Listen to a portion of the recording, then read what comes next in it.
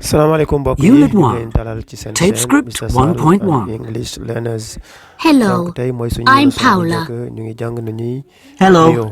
I'm mu ne ko Joseph. hello I am Pablo na nga def maa ngi tudd Pablo mu ne ko hello I am Joseph. mu ne ko Tape na nga def script maa ngi tudd 1.2. Joseph.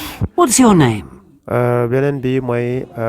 Hello, buñ la I'm Pablo. nuyoo ba What's tey your mu ne ko name? hello I am Pablo. My mu ne name's what's your name? Mika. yow noo tudd. Hello, mu ne Mika. ko my name's Mika mu ne ko hello Mika na nga def Mika. Tape script 1.3. donc ñu This continuer rek is suñu leçon anglais ba tey.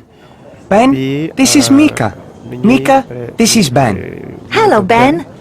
This Hello, is Mika. Ben kii mooy Mika mu ne ko Mika this is Ben Mika kii mooy Ben mu ne ko hello Ben keneen kii tontu ko ne ko hello Mika c'est-à-dire da leen présenté ah this is mooy kii mooy ok mu ne ko hello my name's Jolly Koblenz hello maa ngi tudd na nga def maa ngi tudd Jolly Koblenz mu ne ko hello I am Robert Smith na nga def maa ngi tudd Robert Smith mu ne nice to meet you kontaan naa ci gis la mu ne ko man tamit kontaan naa daje ak yow.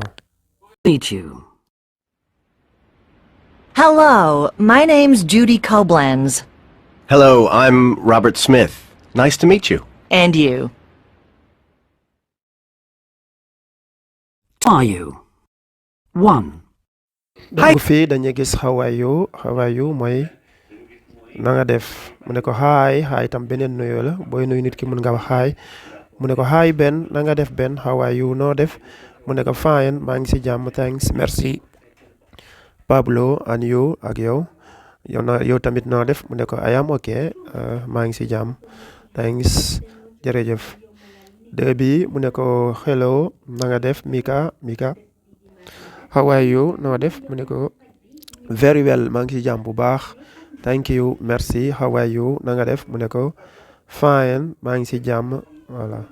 Ben, how are you? Fine, thanks, Pablo. And you?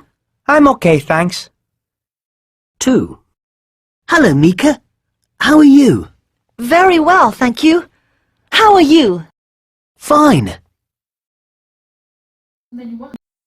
donc suñu exercice moo nekk noonu complété leen ko après ngeen def seen réponse ci commentaire yi corriger leen ñu leen jox daje beneen incha allah.